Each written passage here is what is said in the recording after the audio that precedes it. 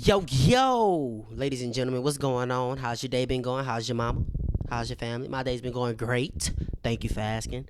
The UFC is returning back to the world-renowned Apex this weekend for the main event. Cannonier getting back in there after a suspicious stoppage against Nasruddin Imavov against Borralho. I'm here to give y'all my predictions and breakdowns to the fights. Trash. Off the rip, this card's trash. On paper. On paper. As you know about the Apex, there's a lot of landmines as far as betting, and there's a lot of upsets.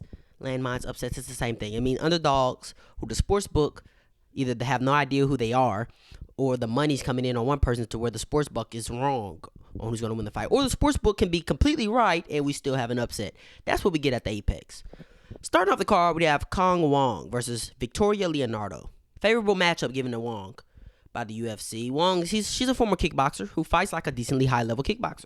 She hasn't had her takedown defense really tested, and she really isn't having tested it. She really isn't having it tested Saturday. Victoria, she's a base level MMA fighter. You know, she can do a little bit of everything at an okay level.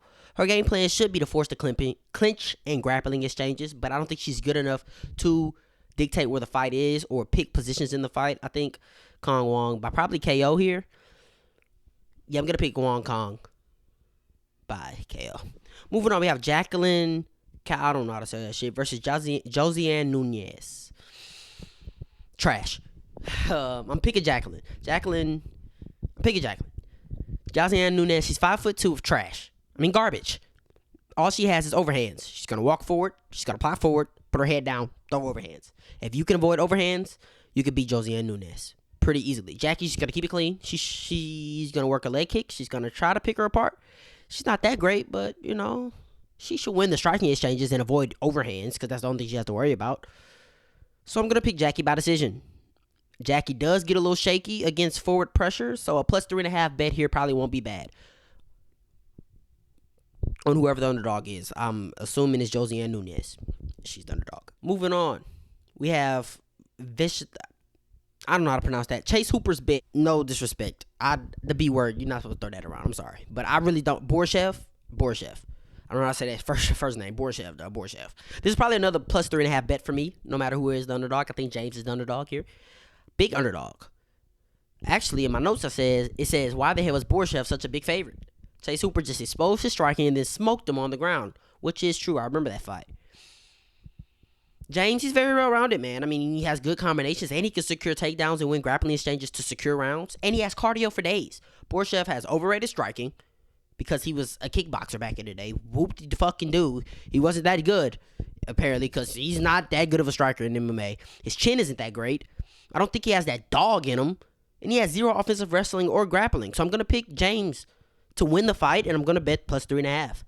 100%. Moving on to Zachary Reese versus Jose Medina. Jose, he's a dangerous grappler, looking to land brutal ground and pound. His striking isn't that good. His takedowns are okay, but when he's on top, he's a pain in the ass to deal with. He's very aggressive, looking to hurt you. Zach, he's a big dude, man. He's a big dude. 6'4", middleweight division. He just wants to bang, but he keeps it technical. But he wants to bang. He has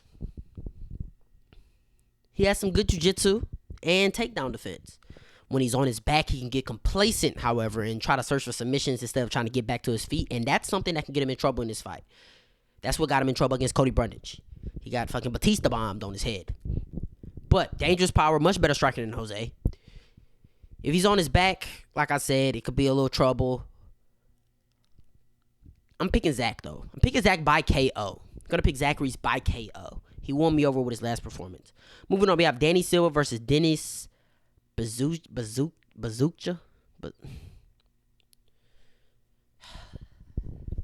Dennis is a decent wrestler who likes to come forward, get in your face with the striking. He doesn't wrestle as often as he needs to. If he mixed in more takedowns and wrestling in his game, he could be a much better fighter than what he is. He's pretty tough, and like I said, he fell in love with the striking a little more than he should.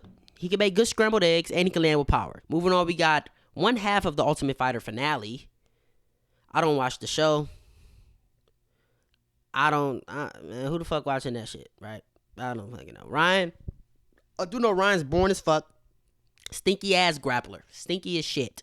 He's not even trying to strike. He just won't take downs. He doesn't, and when he gets you down, because he's good at getting you down. When he gets you down, he's not searching for finishes. He's not looking to hurt you. He's not looking to threaten submission. He just wants to win off control. Robert's a wild man. Spinny shit, flashy kicks, flashy strikes.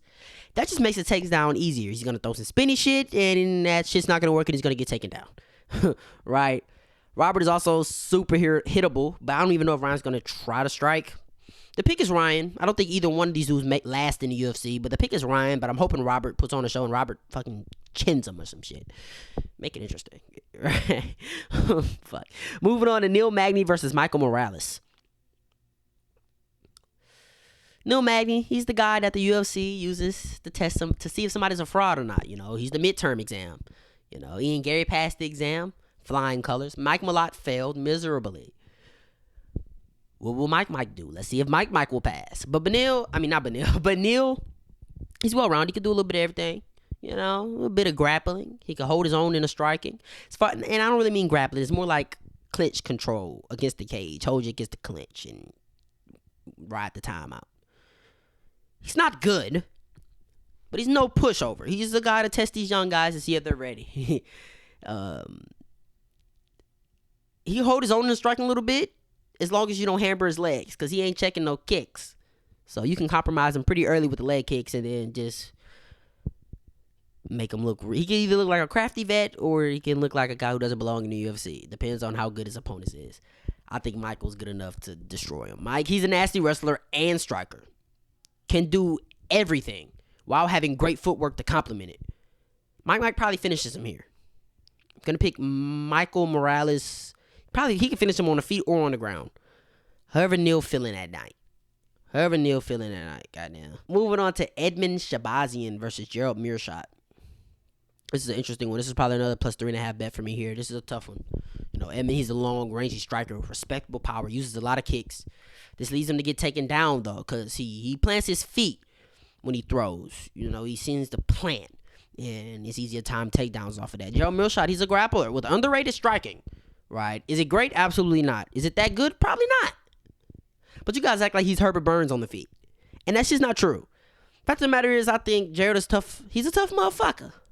Right? He's not going to quit on himself. He's very talented on the ground, but his offensive wrestling isn't the strongest to get the fight to the ground. This is a tough one for me.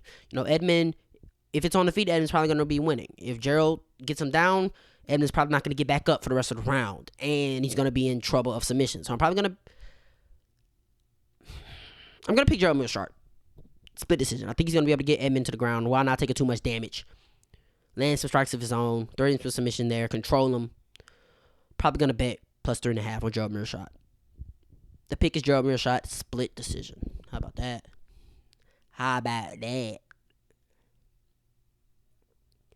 Now we got Angela Hill versus Baby Shark. Damn, am I like speeding through this shit? There's only 9 fights on this card, so it's going to be a 10th with the other half of the Ultimate Fighter. But anyway, we got Angela Hill versus Baby Shark. Definitely another plus 3.5 bet here. My parlay is probably going to be a bunch of plus 3.5s. Angela, she's on whoever the dog is. I don't know who the dog is. It's probably close to a pick 'em right now. Angela, she's as well-rounded as they come. Her experience up to this point in her career helps her outthink and outsmart her opponents. She strikes with a ton of volume, but has zero power to complement it. She can be a little slick on the ground. If there's an opportunity to lock in a submission, she'll take it, as we saw in her last performance. But she's really a decision warrior, looking to out-volume you and out-punch you, right? Very tough. Baby Shark, she's a tough cookie as well. She's in phenomenal shape, strong as shit. Her striking isn't that clean, but she will throw volume and power and kind of tank through her opponent's strikes, which will be easy in this fight to just go close a distance against Angela Hill, because Angela Hill is not going to...